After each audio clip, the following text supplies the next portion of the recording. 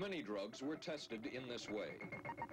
A decision was made at the highest levels of the CIA to do testing on unwitting Americans. As one CIA document says, such testing would be operationally realistic.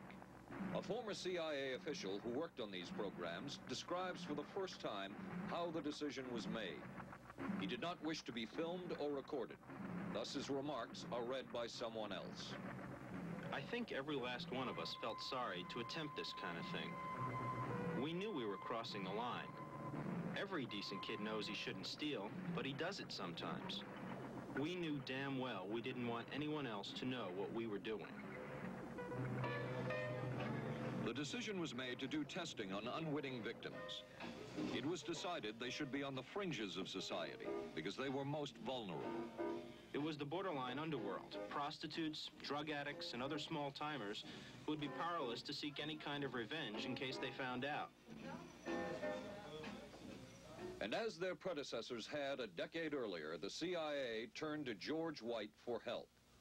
White was now a high-ranking narcotics official, and by this time, the stories about George White were legendary. So the waiter says, "You may help you, monsieur?" And George White was busy talking with me. I paid no attention to the waiter, so the waiter tapped him on the shoulder, says, "May I help you, monsieur?" George White turned around, whipped his gun out, and stuck it in the guy's face like this in this crowded restaurant. George White did not mind bending the law, and he knew the street well. He was the ideal choice for what the CIA had in mind. We were Ivy League, white, middle class. We were naive, totally naive about this, and he felt pretty expert. He knew the whores, the pimps, the people who brought in the drugs. White set up so-called safe houses for the CIA in New York, here in Greenwich Village, and later in San Francisco, in this hotel, and in an apartment atop Telegraph Hill with a commanding view of San Francisco Bay. While the existence of these safe houses was disclosed last year, details of what took place within them has not been told. A former CIA official who worked in the safe houses reveals that they were used not only for drug testing, but to study sexual behavior and how it could be used to manipulate people. We did quite a study of prostitutes and their behavior. How do you take a woman who is willing to use her body to get money out of a guy to get him to talk about things which are much more important, like state secrets? We learned a lot about human nature in the bedroom. We started to pick up knowledge that could be used in operations. There would be victims in all of this, but as the agency knew, they couldn't fight back. Some entries from George White's diaries. Clarice gets horrors. Janet, sky high. As one agency memo says, we have no answer to the moral question. The safe houses were not the only testing grounds. Millions of dollars would be spent on LSD research at universities throughout the country. And word would begin to spread on campus about this so-called mind-blowing drug. And suddenly, there was the counterculture of the 60s. I give the CIA a total credit for sponsoring and initiating the entire consciousness movement, counterculture events of the 1960s. Dr. Timothy Leary, the 1960s Johnny Appleseed of LSD. The CIA funded and supported and encouraged hundreds of young psychiatrists to experiment with this drug. The fallout from that was that the young psychologists began taking it themselves, discovering that it was an intelligence-enhancing, consciousness-raising experience. I know that some of the studies in which the CIA had supported used as subjects people who later became strong proselytizers of LSD. So, in that sense, yes, I think it did sustain the perpetuation of the use of the drug. And it's rather ironic, isn't it?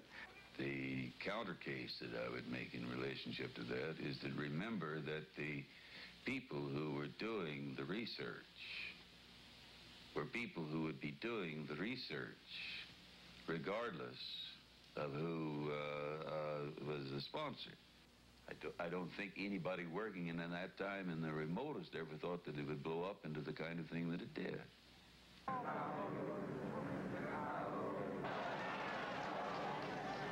History will judge the role of the CIA and other intelligence agencies in unwittingly contributing to the counterculture of the 60s through their intense interest in LSD and other hallucinogenics.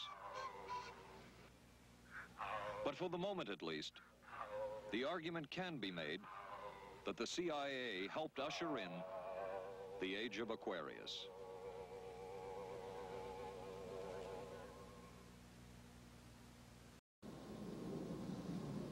Covering a span of history such as we are in this report, one can get sidetracked by the so-called glamour and mystery of espionage work or by the exotic qualities of some drugs. But what you can't lose sight of is what all of this would mean in terms of individual human beings. There would be deaths, there would be long-lasting and harmful effects. The best-known case is that of this man, Frank Olson, a chemist employed by the Army Chemical Corps, who in 1953 was slipped LSD unknowingly at a meeting with CIA officials. Shortly after that, Olson went into severe depression. He ended his life at this New York hotel by diving through a shaded closed window in his 10th floor room. Frank Olson was the first known fatality in the CIA's LSD program. Olson left behind a widow, Alice, and 3 children, but it would be years before they learned the real story of his death. Shortly after his suicide, Alice Olson was visited by Dr. Sidney Gottlieb, the man who had administered the drug, and by Robert Lashbrook, his deputy, who was the last person with Frank Olson the night of his death. It was probably to check me out and see whether I was handling myself and handling the situation, whether I was hysterical. And I'm sure they left the house feeling ever so much better because I had been gracious and hospitable to them, so that I must have played right into their hand and made them feel fine. 23 years later, how did you feel about that meeting? My anger was unbelievable at how I had been duped for this length of time, and the anguish which was unnecessary. Anyone who knew during all of those years never told Alice Olson the real story of her husband's death. She would discover it by accident more than 2 decades later. In essence, it was a 22-year-long cover-up. Lyman Kirkpatrick was Inspector General of the CIA at the time of Frank Olson's death. But had not the Olson case occurred within the secret confines of the CIA, would not this case have been a prosecutable case? Perhaps manslaughter? I would think definitely prosecutable, and certainly from the point of view of Mr. Olson, why it should probably have been actionable. Frank Olson's suicide slowed down the CIA's testing of LSD and other drugs, but only momentarily. The CIA was not the only government agency interested in the possibilities LSD and other drugs presented for mind control. The Army Chemical Corps first started working with the CIA and then branched off on its own. It too tested drugs on unwitting victims, and a death would result. The case of this man, Harold Blower, a tennis pro, seen here with his daughter Elizabeth, is well known. In 1953, Blower was a private patient at the New York State Psychiatric Institute. He was given 5 injections of a mescaline derivative that was being tested secretly for the Army Chemical Corps. With the 5th injection, Harold Blower died. As with the Olson case, a 22-year cover-up followed, until finally the Army admitted the real details of Blower's death. Since the initial news stories of Harold Blower's death, close to 5,000 documents, previously classified, have been released by the Army and obtained by ABC News. They provide valuable insight into Army activities at the time of Blower's death and where the Army went from there with their own drug testing program. From a previously classified deposition of Dr. James Cattell, who administered the mescaline derivative, on the purpose of the drug testing, to produce symptoms similar to those that you see in schizophrenia, on how much the patient knew about all this. We didn't delineate all the possibilities of what might happen because then you contaminate your experiment. Cattell then relates that he never even knew what drug he had given Harold Blower because of the secrecy of the Army experiments. We didn't know whether it was dog piss. This was secret. This was a secret. We weren't in on it. We asked Blower's daughter Elizabeth for her reaction. how can anybody react to that? I mean, that is so far from what you'd expect from a human being, never mind a doctor, never mind a professional specialist who's supposed to care about people's minds.